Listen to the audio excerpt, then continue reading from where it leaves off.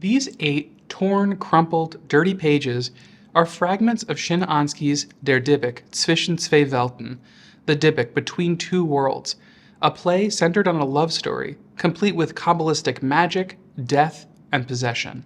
The Dybbuk includes a wealth of detail pulled from Jewish folklore. It grew out of Ansky's ethnographic expeditions to the Pale of Settlement in 1912 to 1914. During these expeditions, Ansky and a team took photographs, made recordings, and gathered hundreds of folktales, folk songs, and sacred objects to document traditional Eastern European Jewish life. Though the Dybbuk is considered a canonic work of Yiddish and Hebrew theater, Ansky originally wrote it in Russian. It was never performed in this version, and it was only after Ansky's death in 1920 that performances in Yiddish by the Vilna Troupe in Warsaw and in Hebrew by the Habima Theater in Moscow brought the work to fame. Though in Ansky's own hand, this manuscript actually isn't the original Yiddish translation. The original translation was lost in a fire.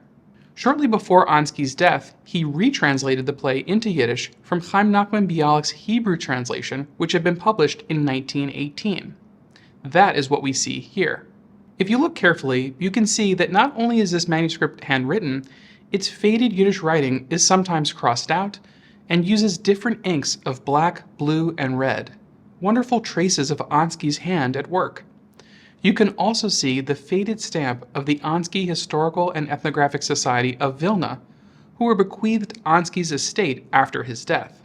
The Ansky Historical and Ethnographic Society of Vilna signed an agreement to house its archival materials at YIVO in December of 1930, but these precious pages survived wartime destruction by being hidden by a group known as the Paper Brigade, and were ultimately sent to YIVO after the war by Yiddish poets Avram Sutzkever and Shmerka Kaczerginski.